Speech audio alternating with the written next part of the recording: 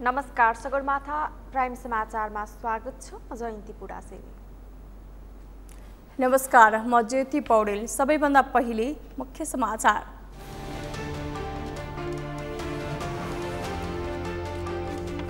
निर्वाचन नजिकैसँगै सत्ता गठबन्धन सिट बाँडफाँडमा सहमति नजिक, कांग्रेस इतर पक्षको चेतावनीले भने गठबन्धन फुट्न सक्ने विश्लेषण। समानुपातिक उम्मेद्वार सिफारिसमा संस्थापन पक्षले एकलौटी गरेको कांग्रेस संस्थापन इतर पक्षको आरोप। उम्मेद्वार छनौटमा सही मूल्याङ्कन र समीक्षा गर्न माग। बडा दशैंको आज चौथो दिन शक्तिपीठहरूमा कुष्माण्डा देवीको पूजा आराधना गरियो। चाडबाड केन्द्रित चहल पहल बढ्यो।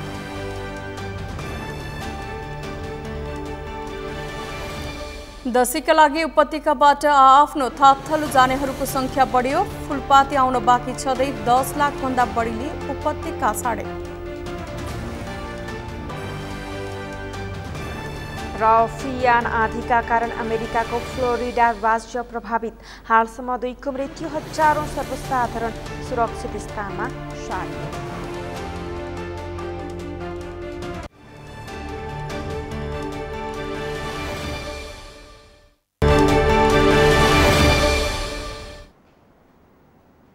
सगरमाथा प्राइम समाचार अब विस्तारमा।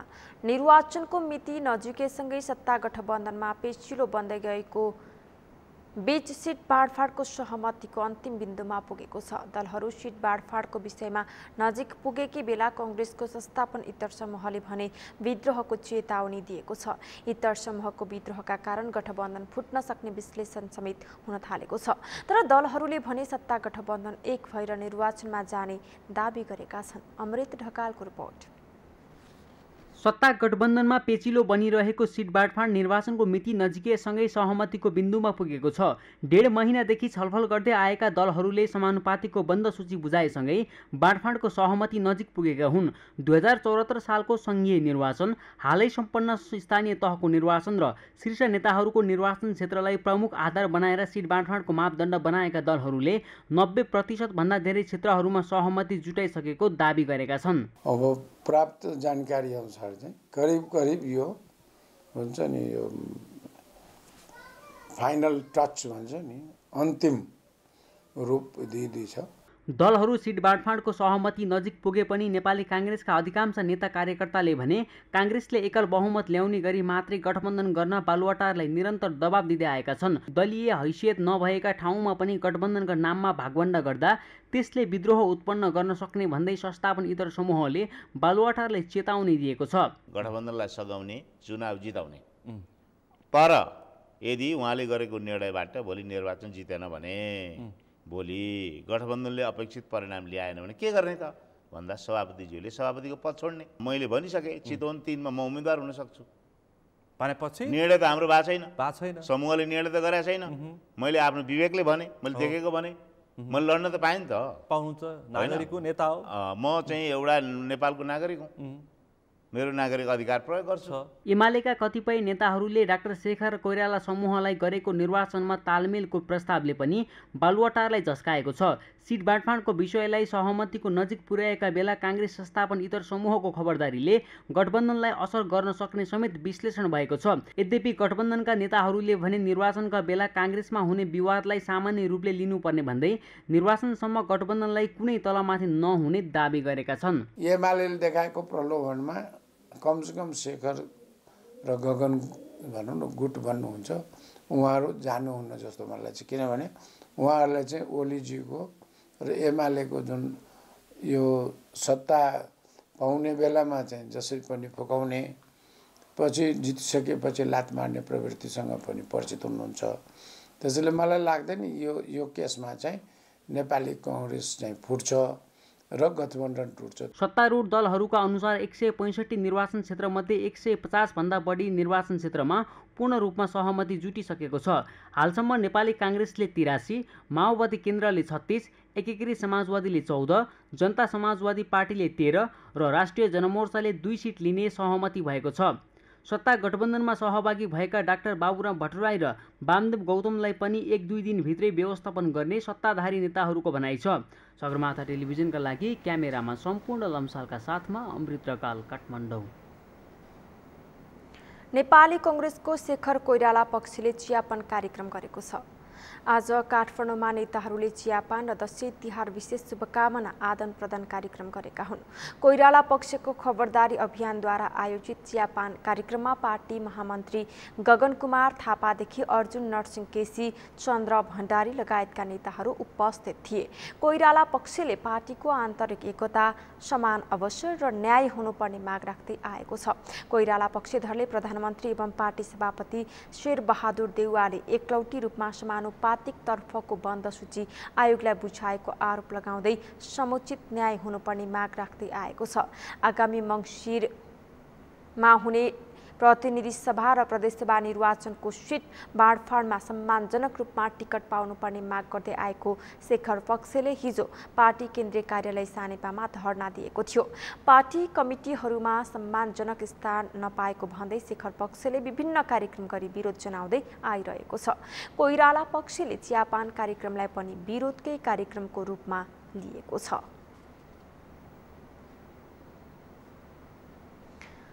कांग्रेस पार्टी सभापतिले गठबन्धनसँगै पार्टीभित्र रहेका विविध पक्षलाई सङ्गठित र सहमतिपूर्ण निष्कर्ष निकाल्नुपर्ने सबैभन्दा महत्त्वपूर्ण दायित्व भएको नेपाली कांग्रेस संस्थापन इतर पक्षका नेताहरूले बताएका छन्। उनीहरूले नेपालको लोकतन्त्र र राष्ट्रिय परिस्थिति नै चुनौतीपूर्ण रहेको दाबी गरेका छन्। एक रिपोर्ट।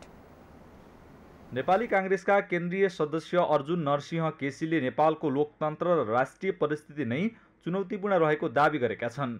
उनले नेपालको लोकतन्त्र र राष्ट्रिय परिस्थिति नै चुनौतीपूर्ण रहेको बेलामा कांग्रेसभित्रै सही मूल्याङ्कन नहुनुको परिणाम गम्भीर हुन सक्ने चेतावनी दिए। उनले आगामी निर्वाचनका लागि उम्मेद्वार छनौटमा सही मूल्याङ्कन र सही समीक्षा हुन नसके नेपालको राजनीतिले स्थिरता कायम गर्न नसक्ने बताए। नेता केसीले नेपाल अन्तर्राष्ट्रिय द्वन्द्वको अखडाको रूपमा स्थापित भइरहेको उल्लेख गर्दै देशलाई बचाउन नेपाली कांग्रेस एक हुनुको विकल्प नरहेको बताए। सबभन्दा पहिलो चाहिँ गठबन्धन सँगसँगै पार्टीभित्र पनि रहेका विविध पक्षलाई सङ्गठित र सहमतिपूर्ण निष्कर्ष निकाल्नुपर्ने चाहिँ अहिले सबभन्दा महत्त्वपूर्ण दायित्व र सबभन्दा ठुलो जिम्मेवारी पनि हामी सबैको हो। हामी सबै मध्ये पनि नेतृत्वको खास गरेर यो प्रमुख जिम्मेवारी हो। अब हामीले गठबन्धनको आडमा गठबन्धन नै पर्याप्त हुन्छ भनेर हामीभित्र नै हामीले चाहिँ सही ढङ्गबाट विश्लेषण, मूल्याङ्कन र समीक्षा गरेर त्यसको सहमतिपूर्ण परिस्थिति निर्माण गर्न सकेनौँ भने त्यसले गम्भीर अवस्था सिर्जना गर्न सक्छ। कांग्रेस नेता खेमराज केसीले समानुपातिक तर्फको उम्मेद्वार सिफारिसमा संस्थापन पक्षले एकलौटी गरेको भन्दै आपत्ति जनाए। उनले अझै पनि सूची संशोधन गरी समानपूर्वक रूपमा टिकट वितरण गर्न सके नेपाली कांग्रेसले आगामी निर्वाचनबाट 2/3 सरकार बनाउन सम्भव रहेको बताए। उनले पार्टीमा नातागोता र आफन्तवादलाई हेर्दा न्यायोचित रूपमा टिकट वितरण हुन नसकेको बताए। टिकट वितरण गर्ने प्रणाली छ, यसमा चाहिँ निष्ठावान, त्यागी र ज्येष्ठ मानिसहरू जसले योगदान गरेका छन्, पार्टीमा विशेष योगदान गरेका छन् र जनतामा लोकप्रिय पनि छन्, ती मानिसहरूलाई टिकट दिएको खण्डमा चाहिँ यो सम्भव छ। र अर्को कुरा के पनि छ भन्दाखेरि कतिपय कुराहरूमा पार्टीले आफ्नो नाताहरू अनि नजिकको अनि विभिन्न किसिमले जुन हेर्ने गरिन्छ त्यो चाहिँ पद्धतिलाई चाहिँ त्यागेर अनि एकदम एउटा चाहिँ एकनासले अत्यन्त गहन विहङ्गम दृष्टि राखेर चाहिँ मूल्याङ्कन गर्न सक्यो भने पक्कै पनि आउन सक्छ। नेपाली कांग्रेसका नेता धर्म परियारले नेपाली कांग्रेसले केन्द्रमा पूर्व प्रधानमन्त्री एवं नेकपा एमालेका अध्यक्ष केपी शर्मा ओलीको सरकारलाई गाली गर्ने तर आफ्नै पार्टीमा भने समावेशी टिकट वितरण गर्न नसकेको बताए। उनले नेपाली कांग्रेस आफ्नो सिद्धान्तबाट विचलित हुँदै गइरहेको भन्दै अझै पनि नेकपा एमालेलाई हराउने तागत गठबन्धनमा नरहेको बताए। उनले टिकट वितरणमा समानुपातिक नभएर नेताहरू नसच्चिए आगामी निर्वाचनमा कांग्रेसले धेरै सिट जित्न नसक्ने बताए। केपी शर्मा ओलीले प्रधानमन्त्री हुँदाखेरि उहाँले संसद विघटन गर्नुभयो, नेपाली कांग्रेसको बहुमतको सरकार चाहियो, गठबन्धनको बहुमतको सरकार चाहियो भन्नुहुन्छ। तर केन्द्रको नीति, केन्द्रको निर्देशन, केन्द्रको उम्मेदवारी हेर्दाखेरि समानुपातिको सिफारिस गर्दाखेरि उहाँहरूले गठबन्धन सबै हराउने उहाँहरूले चाहिँ अहिले षड्यन्त्र गर्दै हुनुहुन्छ। यहाँ केन्द्रमा केपी ओलीलाई गाली गर्ने, तर जिल्ला जिल्लामा गएर नेकपा एमाले हराउन सक्ने तागत छ जस्तो मलाई चाहिँ लाग्दैन। त्यसकारणले हामीले के हो त भन्दाखेरि सचिनुपर्छ, समानुपातिकमा सचिनुपर्छ, समावेशी रहनुपर्छ। त्यस्तै नेपाली काङ्ग्रेसका नेता युवराज पाण्डेले समानुपातिक उम्मेद्वार छनौट गर्दा नेतृत्वले एकपक्षीय ढङ्गले अधिवेशनमा आफ्नो मतसँग नजिक हुनेलाई मात्रै प्रतिनिधि हुने खालको मौका दिएको आरोप लगाए। खास गरी समानुपातिको जुन सूची सार्वजनिक भएको छ या समानुपातिको उम्मेदवारहरू छनौट गर्दा जुन ढङ्गको अन्यायपूर्ण व्यवहार भएको छ, एकतर्फी ढङ्गले नेतृत्वले आफूसँग नजिक हुनेलाई, आफूसँग वफादार हुनेलाई, आफूलाई मत अधिवेशनमा आफ्नो मतसँग नजिक हुनेलाई, आफ्नो नेतृत्व छनौटमा प्रक्रियामा सामेल भएकालाई मात्रै प्रतिनिधि हुने खालको मौका दिएको छ। यो अत्यन्तै अन्यायपूर्ण छ, यो गैर जिम्मेवारपूर्ण छ र यो पार्टी हितमा छैन, समग्र देशको हितमा पनि छैन। त्यस्तै काङ्ग्रेस नेता गुरुराज घिमिरेले गठबन्धन गरेर नै चुनावमा जाने निर्णयका कारण गठबन्धनले चुनाव जित्ने आधार भए पनि पार्टीभित्रको कलह मिलाउन नसक्नुको परिणाम गम्भीर हुने बताए। गठबन्धन गरेरै निर्वाचनमा जाने घोषणा गर्यो होइन, त्यसो भएको हुनाले चाहिँ नि गठबन्धनले चुनाव जित्ने आधार छ, गठबन्धनसँग जनमत छ। अब तपाईँले भन्नुभएको एजेन्डाको कुरा चाहिँ त्यो गम्भीर कुरा हो र जनताको जीवनलाई बदल्ने माध्यम हो राजनीति भने। राजनीति भनेको खास राजनीतिक दलले निर्वाचन जित्ने अनि मन्त्री हुने, प्रधानमन्त्री हुने एउटा प्रयोजन अथवा प्रपञ्च मात्रै होइन, जनताको जीवन बदल्ने चाहिँ नि एउटा माध्यम हो राजनीति भने।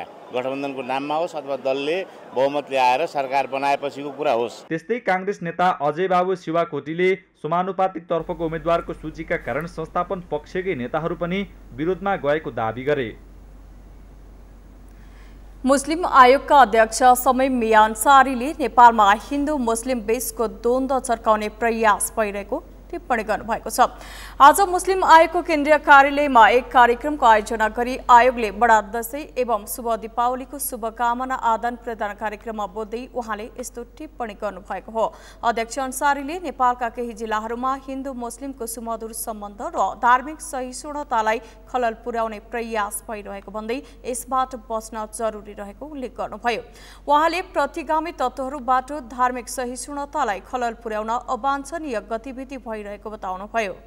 बहुभाषी, बहुजाति, बहुधर्म, विभिन्न एक आपसमा मिलेर बसेका हामी हरेक अन्य विभिन्न जात जाति समुदायहरू हामी मिलेर बसेको देश हो, साझा फुलबारी देश। र जुन प्रकारको यहाँ केही पूर्व वक्ताज्यूहरूले पनि अत्यन्तै राम्रो सन्देशका साथ कुरा राख्नुभयो कि यो हिन्दू समुदायको महान पर्वमा मुस्लिम आयोगद्वारा आयोजित शुभकामना आदान प्रदान कार्यक्रम एउटा अत्यन्तै छुट्टै भिन्नता छ। र म यहाँलाई जानकारी गराउँ, मुस्लिम आयोगले आयोजित गरेको यो कार्यक्रमको मेन उद्देश्य जुन हाम्रो सामाजिक सद्भाव छ, जुन हाम्रो धार्मिक सहिष्णुता छ, त्यसमा अझ थप मद्दत पुगोस्। अध्यक्ष अन्सारीले नेपाल बहुभाषी, बहुजाति र बहुसांस्कृतिक देश भएकाले सबैले मिलेर समृद्ध नेपाल, सुखी नेपालीको सपनालाई पूरा गर्नुपर्नेमा जोड दिनुभयो। आयोगले पहिलो पटक आयोगमा नै कार्यक्रम राखेर दशैं तिहारको शुभकामना दिनु धार्मिक सहिष्णुताको उदाहरण भएको सहभागीहरूले बताए।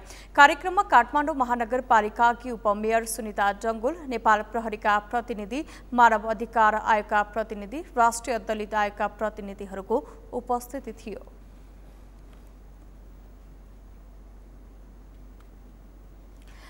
गण्डकी प्रदेशका कानून, सञ्चार तथा प्रदेश सभा मामिला मन्त्री बिन्दु कुमार थापाले गठबन्धन सरकारमा मुख्यमन्त्री र अर्थमन्त्री एउटै दलको हुनुपर्ने बताउनु भएको छ। नेपाल प्रेस युनियन कास्कीले आज आयोजना गरेको पत्रकार सम्मेलनमा मन्त्री थापाले मुख्यमन्त्री र अर्थमन्त्री बीच बजेट निर्माणमा कुरा नमिल्दा सोचे अनुरूप काम हुन नसकेको स्वीकार गर्नुभयो। गण्डकी सरकारले बजेटको बेला सवारी, मालपोत लगायत क्षेत्रमा गरेको कर वृद्धि निर्वाचन मिति घोषणापछि सच्याइएको समेत मन्त्री थापाले बताउनुभयो। उहाँले बजेट निर्माणका क्रममा आफूले कुनै भूमिका नपाएको र आफ्नो मन्त्रालयले पाइरहेको बजेट कटौती गरेको गुनासो गर्नुभयो। त्यही पार्टीको नै अर्थमन्त्री हुनुपर्ने रहेछ भन्ने कुरा हामीले शिक्षा चाहिँ अहिले पाएका छौँ, राम्रोसित शिक्षा पाएका छौँ। किनकि त्यो अलिकति मुख्यमन्त्रीको निर्देशनको अवज्ञा हुने, अनि यो क्याबिनेटमा यो मिलिजुली सरकार हो नि, यो त 4-5वटा पार्टी मिलेर सरकार बनेको छ। कसैले पनि टिकट पाइसकेको अवस्था होइन। 7 जना हामी छौँ। यो काशीको 2 को फको मात्रै कुरा गर्नु पर्दाखेरि हामी जसले पनि पाउन सक्छौँ। कुमार खड्काजीले पनि पाउन सक्नुहुन्छ, मैले पाउन सक्नुला, अथवा एबिसी अरू साथीहरूले पनि पाउन सक्नुहुन्छ। मन्त्री थापाले प्रदेशसभा सदस्यमा निर्वाचित भएदेखि हालसम्म खाइपाई आएको सेवा सुविधा, विकास, निर्माण र सामाजिक कार्यमा खर्चिने गरेकोमा हालसम्मको रकम सार्वजनिक गर्नुभयो। 2074 सालमा निर्वाचित भएदेखि 78 चैत्रसम्म विकास, निर्माण र सामाजिक कार्यमा आफूले 58,29,000 रुपैयाँ खर्च गरेको उहाँले जानकारी दिनुभयो। थापाले सार्वजनिक गरेको विवरण अनुसार 74 सालदेखि हालसम्म उहाँको बैंक खातामा 40,71,000 रुपैयाँ छ।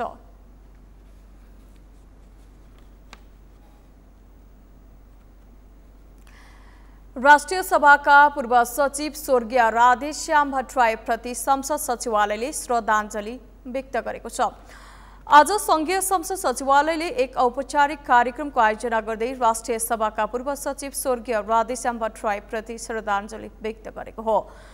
2006 साल असार 19 गते जन्मिनु भएका भट्टराईको 79 साल असोज 5 गते निधन भएको हो। 28 सालदेखि सरकारी सेवामा प्रवेश गर्नुभएको उहाँ 57 साल असार 20 गतेदेखि 62 साल भदौ 3 गतेसम्म राष्ट्रिय सभाको सचिवको रूपमा कार्यरत हुनुहुन्थ्यो।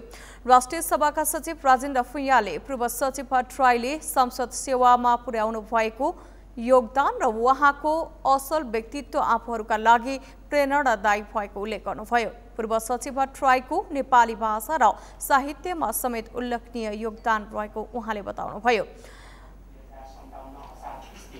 2062 भदौ 3 गतेसम्म राष्ट्रिय सभाको सचिव हुनुहुन्थ्यो। उहाँको मिति 2079 असोज 5 गते निधन भएको हो।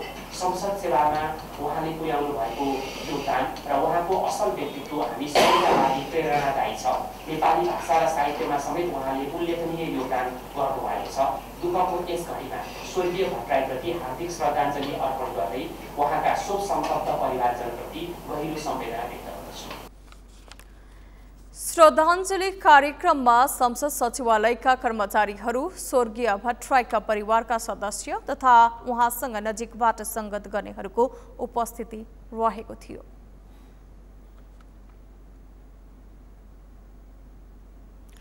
प्राइम समाचारमा एकैछिन विश्रामपछि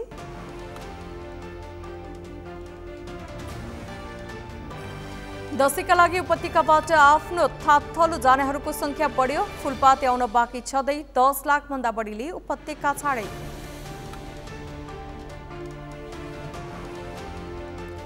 फियान आदिका कारण अमेरिकाको फ्लोरिडा राज्य प्रभावित, हालसम्म 2 को मृत्यु, हजारौं सर्वसाधारण सुरक्षित स्थानमा सारिए।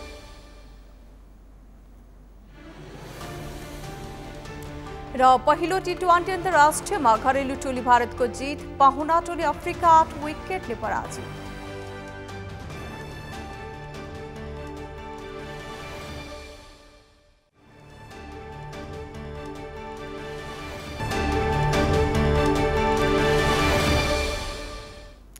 विश्रामपछि पुनः स्वागत छ। अब बाँकी समाचार।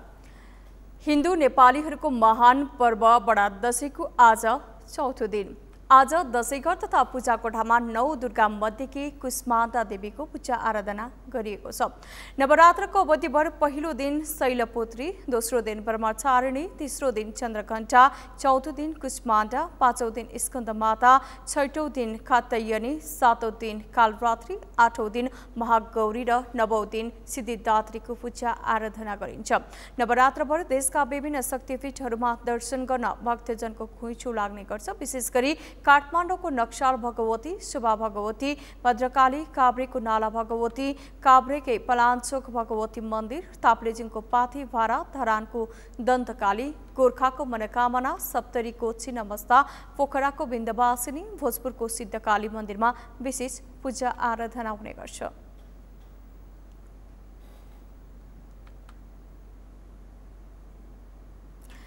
चाडपर्वको रौनकसँगै उपत्यकाबाट गाउँघर जानेहरूको संख्या बढिरहेको छ। फुलपाती आउन बाँकी नै छँदा अहिलेसम्म 4वटा नाकाबाट उपत्यका बाहिरिनेको संख्या 10 लाख नागिसकेको उपत्यका ट्राफिक प्रहरी कार्यालयले जनाएको छ। फुलपातीदेखि नवमीसम्म बाहिरिनेको संख्या दोब्बर हुने ट्राफिक कार्यालयको आकलन छ। बुधबार मात्रै सार्वजनिक तथा निजी सवारीबाट 1,94,000ले उपत्यका छाडेको ट्राफिकको तथ्याङ्क छ। मेनुका लम्सालको रिपोर्ट। दशैं लागेसँगै उपत्यकाका विभिन्न नाकाबाट बाहिरिने क्रम बढेको छ। रोजगार तथा अध्ययनका लागि उपत्यका बस्दै आएकाहरू सडक यातायातबाट बुधबार मात्रै 1,94,000 गाउँघर फर्केको काठमाडौँ उपत्यका ट्राफिक प्रहरी कार्यालयको तथ्याङ्क छ। सामान्य अवस्थामा 10 देखि 15,000 उपत्यकाबाट बाहिरिने गरेको थियो, तर अहिले असोज 1 गतेदेखि उपत्यकाका 4वटा नाकाबाट बाहिरिनेको संख्या 10 लाख पुगेको छ। ट्राफिक कार्यालयले यस वर्ष 20 देखि 25 लाख बाहिरिने आंकलन गरेको छ। 28,152 वटा सवारी साधनहरू काठमाडौँबाट बाहिर गएको अवस्था छ। त्यस्तै 1,94,936 यहाँ काठमाडौँमा बसोबास गर्ने बासिन्दाहरू मानिसहरू चाहिँ बाहिर गइसकेको अवस्था छ र विगत 2-3 वर्षको त्यो कोभिडको कारणले गर्दाखेरि चाहिँ बाहिर जानेको संख्या कम थियो भने योचोटि हामीले चाहिँ एनालाइसिस गर्दाखेरि अलि अझ समय बाँकी नै छ। त्यो हुनाले अलिकति बढ्छ कि भन्ने हामीले अनुमान गरेका छौँ। ट्राफिक कार्यालयका अनुसार घटस्थापनादेखि बुधबारसम्म झण्डै 4 लाख उपत्यका बाहिरिएका छन्। घटस्थापनाको दिन सोमबार तथा मंगलबार 1-1 लाख बढी बाहिरिएका छन्। बुधबार पनि 1,94,000ले उपत्यका छाडेका छन्। तर सडक यात्रामा विभिन्न समस्याहरू पनि छन्। सडकको दुरावस्था तथा अग्रिम टिकट बुकिङ गर्दा समेत सहज र सुरक्षित यात्रा गर्न नपाएको सर्वसाधारणको गुनासो छ। मैले चाहिँ सिटहरू पछि रपडा हुन्छ, सिट पाउँदैन भनेर अग्रिम टिकट काट्न 2 गते नै आएको होइन। 2 गते चाहिँ अनि उहाँले चाहिँ मलाई 17 गतेको 17 नम्बर सिट दिनुभएको थियो। त्यो 17 नम्बर भनेको त लास्ट सिट नै हो होइन। तर उहाँले चाहिँ मलाई फोल्डिङ भन्नुभएको थियो क्या। अहिले गएर हेर्दाखेरि न फोल्डिङ छैन, केही छ होइन। अनि न गाडी नम्बर पनि अहिले हालिदिनु भयो, बस पनि एसी भन्नुभयो, एसी नै छैन। अब यस्तो लापरवाही, अब हामी कसरी जाने? अब यस्तो अप्ठ्यारो हुन्छ भनेर हामी अग्रिम टिकट काट्ने अनि अहिले आएर धोका दिने, थाहा छैन भन्ने होइन। यस्तो कुराहरू यो काउन्टरवालाहरूको एकदमै बेमानी हो होइन। दसैँको बेलामा गाह्रै हुन्छ भने सुनिन्छ, अहिपछि त टिकट पाइन्थ्यो है। दसैँको बेला एकदम गाह्रो हुन्छ, त्यसको लागि चाहिँ अब व्यवस्था गर्नुपर्ने हो कि होइन, लामो दूरी जानेलाई होइन, त्यसो भएर त्यही गाह्रो छ। नेपाल यातायात व्यवसायी राष्ट्रिय महासंघले यात्रुहरूको सुरक्षा र सहजतालाई ध्यानमा राख्दै सवारी थप गर्ने तथा अन्य सुरक्षा निकायसँग समन्वय गर्ने कार्य गरिरहेको बताउँदै आएको छ, तर व्यवहारमा लागू भएको पाइँदैन। सम्बन्धित निकायले अनुगमन नगर्दा टिकट काउन्टर, असुरक्षित यात्रादेखि यात्रु ठगीसम्मको समस्या भोग्नु परिरहेको छ।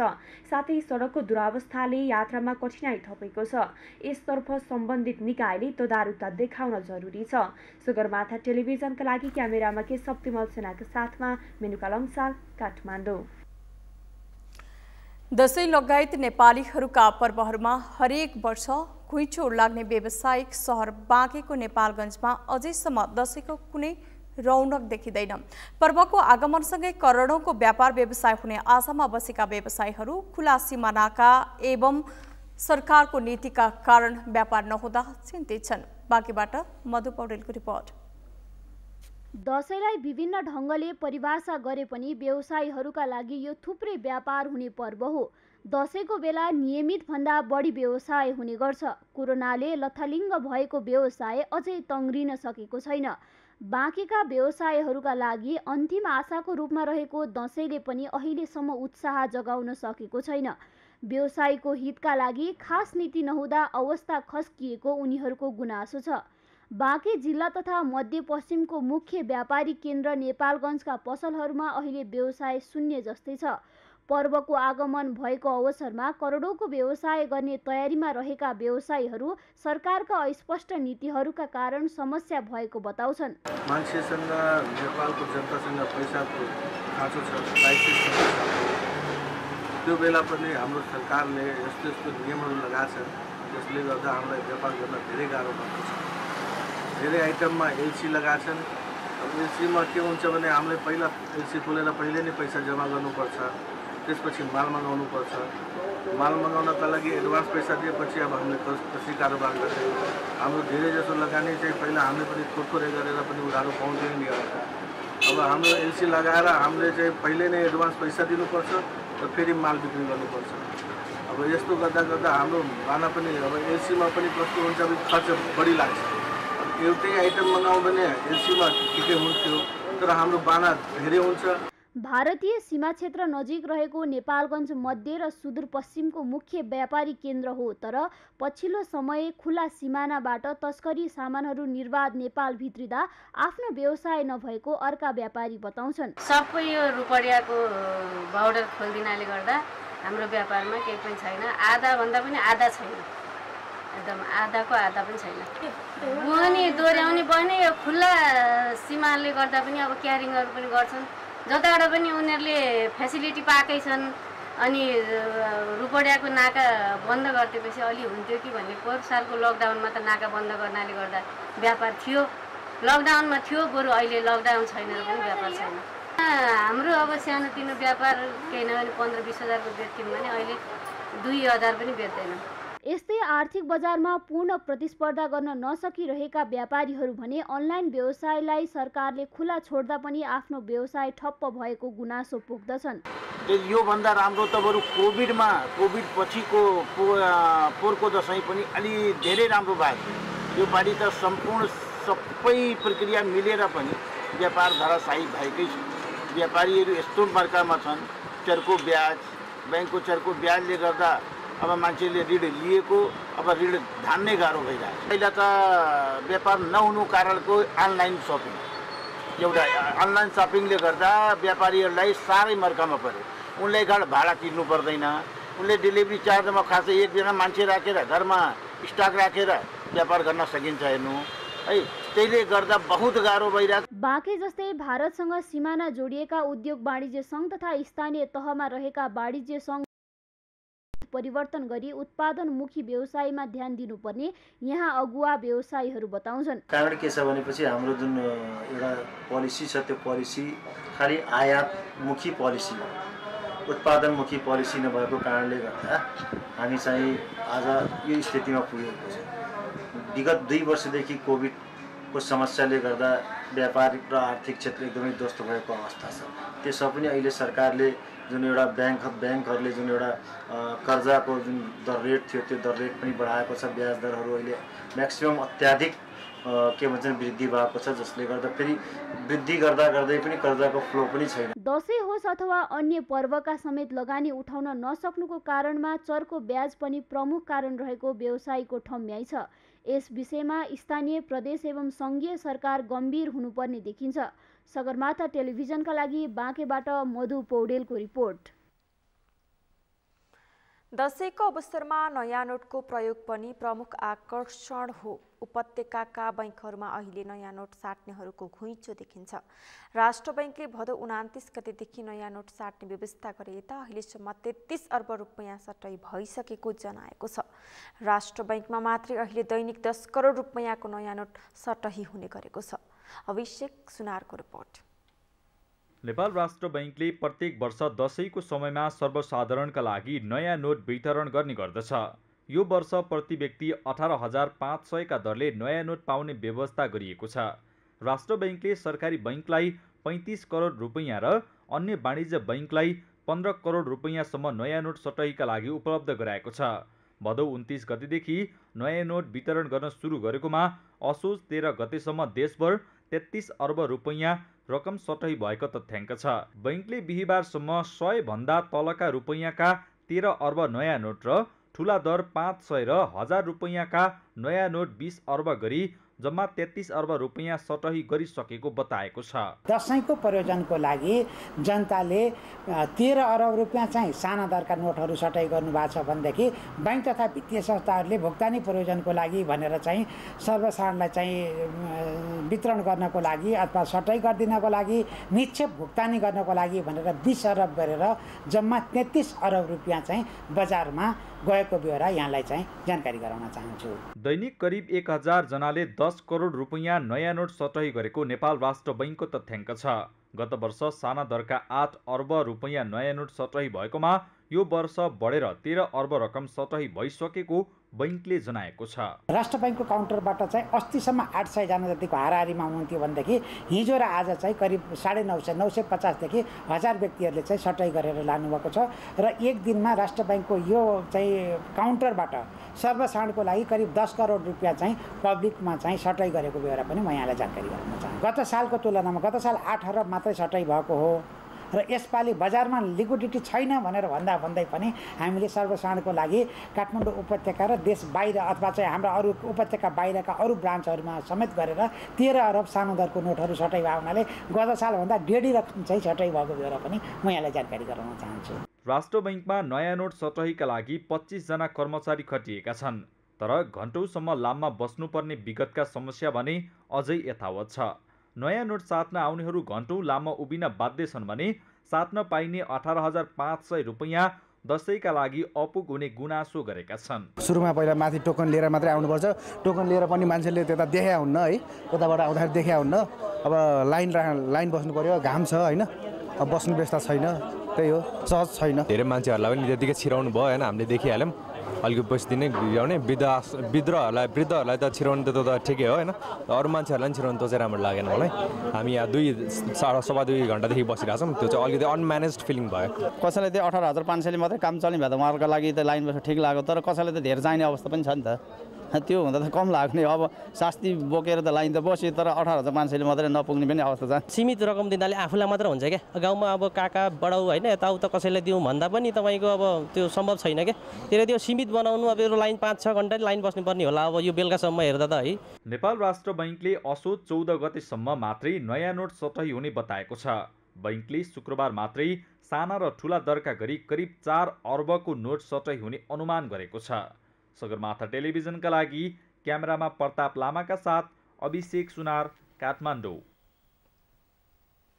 आज विश्व मुटु दिवस नेपालमा पनि विभिन्न चेतनामूलक कार्यक्रम आयोजना गरी मनाइएको छ। नेपालमा हरेक मुटुलाई मुटुदेखि नै माया गरौँ भन्ने नारासहित मुटु दिवस मनाइएको छ। प्रत्येक वर्ष नेपालमा मुटुका बिरामी भने बढ्दै गएका छन्। असन्तुलित खानपान, विलासी जीवन र लापरवाहीले गर्दा नेपालमा वर्षिनी मुटु रोगका बिरामीहरू बढ्दै गएको चिकित्सकहरू बताउँछन्। यशोदा भण्डारीको रिपोर्ट। बिहिबार विश्व मुटु दिवस नेपालमा पनि मुटु स्वस्थ राख्न विभिन्न कार्यक्रम आयोजना गरी मनाइएको छ। मुटुलाई मुटुदेखि नै माया गरौँ भन्ने नारासहित यो वर्षको मुटु दिवस मनाइएको छ। प्रत्येक वर्ष जनचेतनामूलक कार्यक्रम गरेर मुटु दिवस मनाए पनि नेपालमा मुटु रोगीका बिरामी बढिरहेका छन्। यो सङ्ख्या हरेक वर्ष 3 गुणाले बढ्दै गएको तथ्याङ्क छ। यसबाट दिवसको प्रभावकारितामै प्रश्न उब्जिएको छ।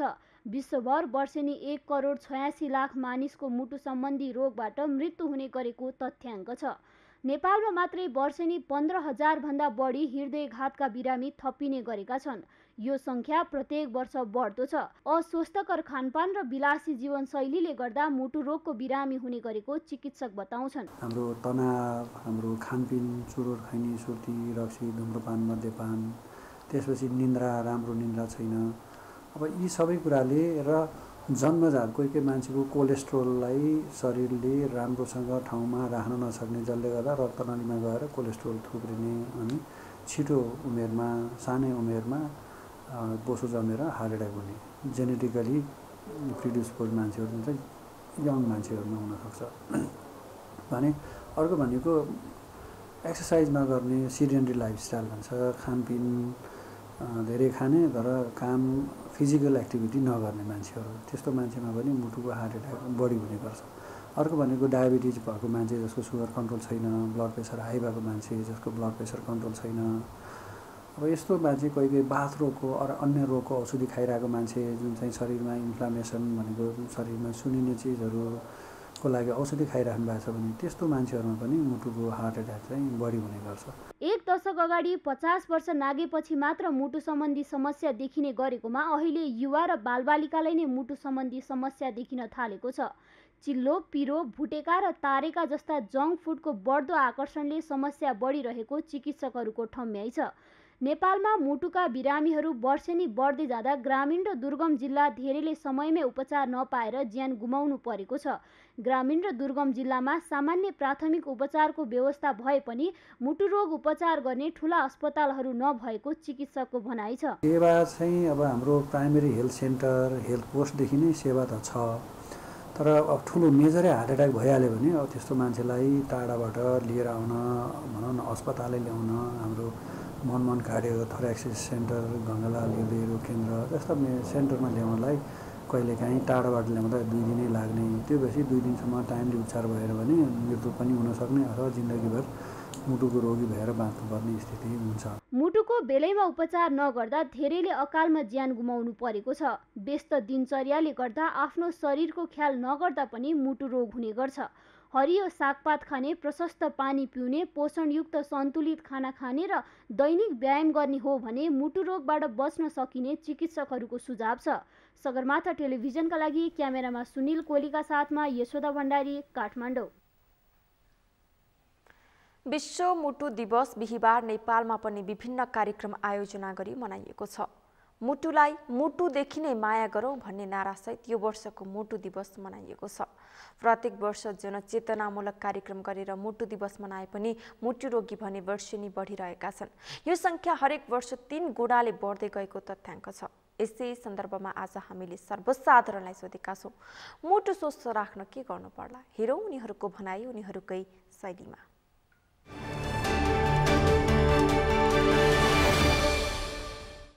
धुम्रपान मद्यपानदेखि टाढा रहनु पर्यो, तनावरहित जीवन जिउनु पर्यो, चिल्लो पिरो शरीरलाई नपच्ने कुराहरू खानु भएन, शरीरको महत्त्वपूर्ण अङ्ग भएको हुनाले खेलबाड गर्नु भएन, खानामा आहार विहारमा चिल्लो पदार्थहरू धेरै नखाने, पिरो लगायतका खानेकुराहरू नखाने र खास गरी स्वस्थकर खानेकुराहरू खाने, समय समयमा व्यायाम गर्ने, दैनिक व्यायाम र स्वस्थ तथा सन्तुलित आहार खाने गरेमा हाम्रो शरीर अर्थात् अत्यन्तै महत्त्वपूर्ण अङ्गको रूपमा रहेको मुटुलाई स्वस्थ राख्न सकिन्छ। चिल्लो पिरो कम खानु पर्यो होइन, त्यसपछि धुम्रपान मद्यपान जस्ता चिजहरूबाट टाढा रहनु पर्यो, आफ्नो हेल्थको केयर आफूले गर्नु पर्यो है। दैनिक बिहान एक्सर्साइज गर्नु पर्यो, रनिङ गर्नु पर्यो। धुम्रपान नगर्ने, चिल्लो बुढी प्रयोग नगर्ने, दैनिक व्यायाम गर्ने, शरीरको लागि आराम दिने, एक्सर्साइज डेली गर्नु पर्यो। सबभन्दा हाम्रो त्यो डेली बेसिस हो। हामी कुन इन्भाइरोमेन्टमा बसिरहेछौँ त्यसमा पनि भर पर्छ। यो धुम्रपानहरू गर्नु पर्दैन, कुराहरूबाट बच्नुपर्छ। अमिलो पिरो चिल्लो यस्ता खानेकुराहरू खानु भएन, जङ्क फुड खानु भएन। विशेष गरी अब दैनिक व्यायाम गर्नु पर्यो, दिनमा तपाईँको कम्तीमा आधा घन्टा 1 घन्टा हिँड्नु पर्यो, पसिना निस्कनु पर्यो। विशेष गरी खानपान र जीवनशैलीमा अलिकति चेन्ज गर्नुपर्छ। खानपान र तपाईँको व्यायामको कमीले गर्दा हुने रोग, यी कुराहरूमा ध्यान दिनुपर्छ भन्ने मलाई लाग्छ।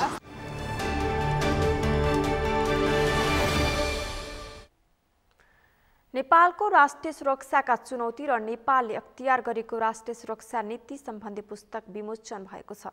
अवकाशप्राप्त सहायक रथी डाक्टर केशर बहादुर भण्डारीद्वारा लिखित पुस्तकमा नेपाल भारत बीच परम्परादेखि चलिआएको आपसी सम्बन्ध र खुल्ला सिमानाले सिर्जित गर्ने सुरक्षा चुनौतीबारे चर्चा गरिएको छ। साना सार्वभौम राष्ट्रहरूको राष्ट्रिय सुरक्षा परिस्थितिलाई केन्द्रित गरेर यो एउटै पुस्तकले राष्ट्रिय सुरक्षाको फराकिलो सैद्धान्तिक अवधारणालाई समेत बुझाउने प्रयत्न गरिएको छ।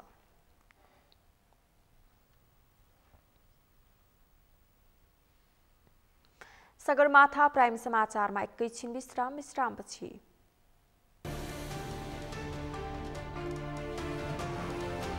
फियान आँधीका कारण अमेरिकाको फ्लोरिडा राज्य प्रभावित, हालसम्म 2 को मृत्यु, हजारौं सर्वसाधारण सुरक्षित स्थानमा सारिए।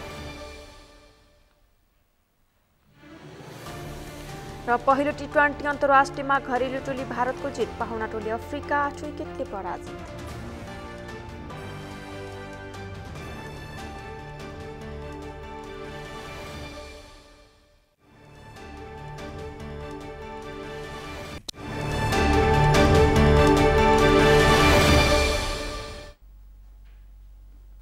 अब अर्थ समाचार।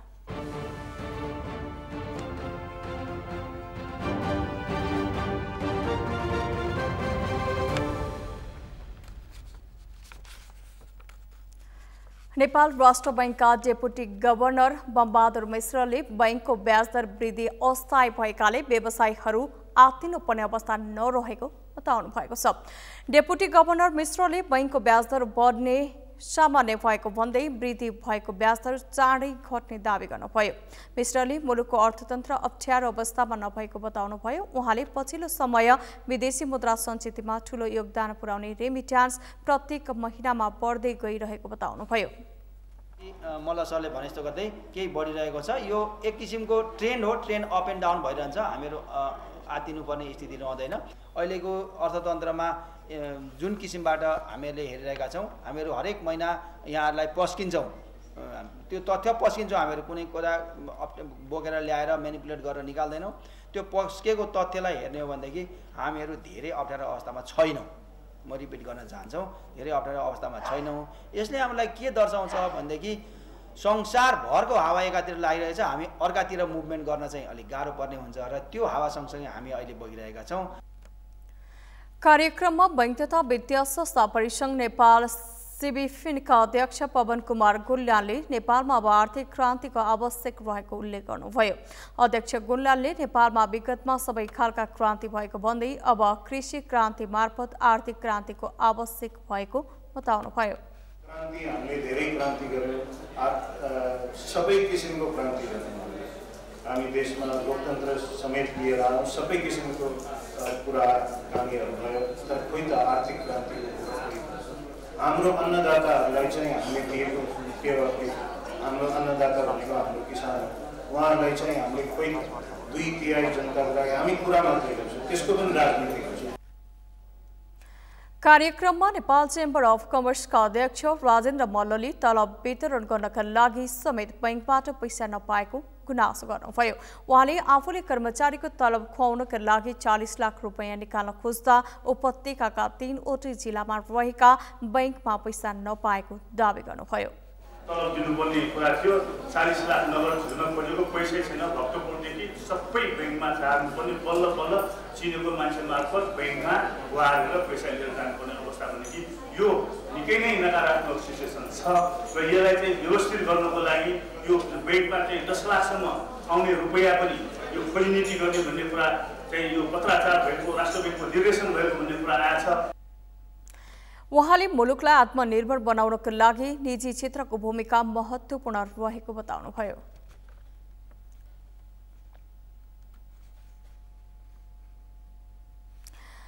दशैंअघि शेयर बजार मापक नेप्सेमा हरियाली छाएको छ।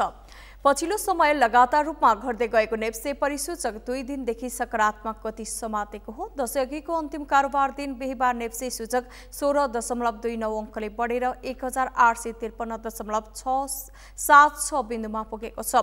आज कारोबारमा आएका 223 कम्पनीको 17,91,480 किता शेयर 63,24,07,627 रुपैयाँ बराबरको कारोबार भएको छ। बुधबार 48,54,00,000 रुपैयाँ मात्रै कारोबार भएको थियो। आज नेप्सेका 13वटा उपसमूह मध्ये जीवन बीमा बाहेक सबै उपसमूहको सूचक सकारात्मक देखिएको छ। बीमा उपसमूहको सूचक 0.06% गिरावट आएको छ भने सबैभन्दा धेरै माइक्रो फाइनान्स उपसमूहको 1.65% बढेको छ।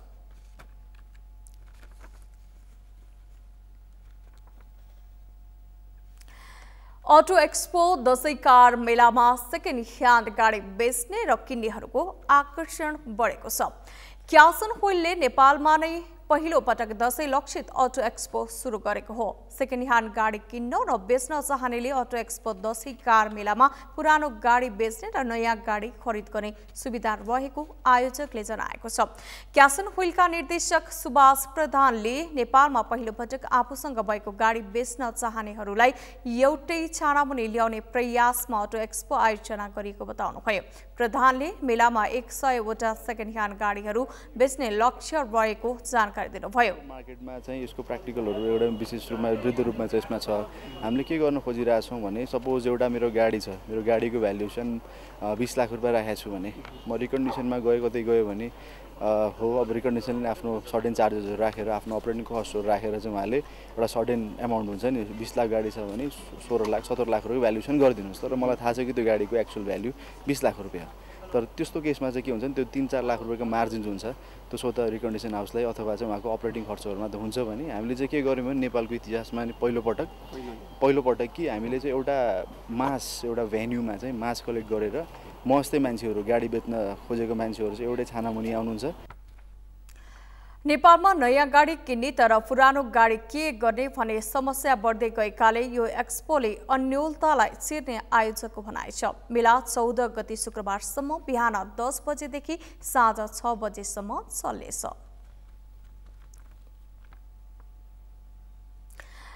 समाचारको अन्त्यमा मुख्य समाचार पुनः एकपटक।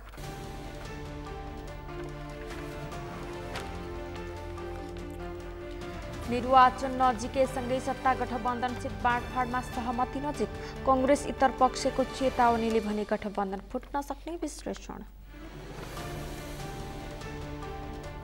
समानुपातिक उम्मेद्वार सिफारिसमा संस्थापन पक्षले क्लौची गरेको कांग्रेस संस्थापन इतर पक्षको आरोप। उम्मेद्वार छनौटमा सही मूल्याङ्कन र समीक्षा गर्न माग।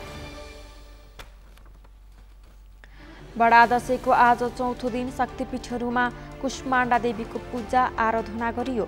चाडबाड केन्द्रित चहल पहल बढ्यो।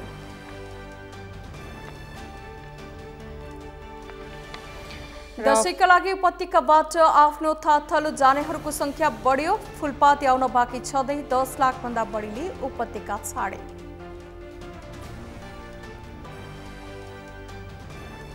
र फियान आँधीका कारण अमेरिकाको फ्लोरिडा राज्य प्रभावित, हालसम्म 2को मृत्यु, हजारौं सर्वसाधारण सुरक्षित स्थानमा सारे।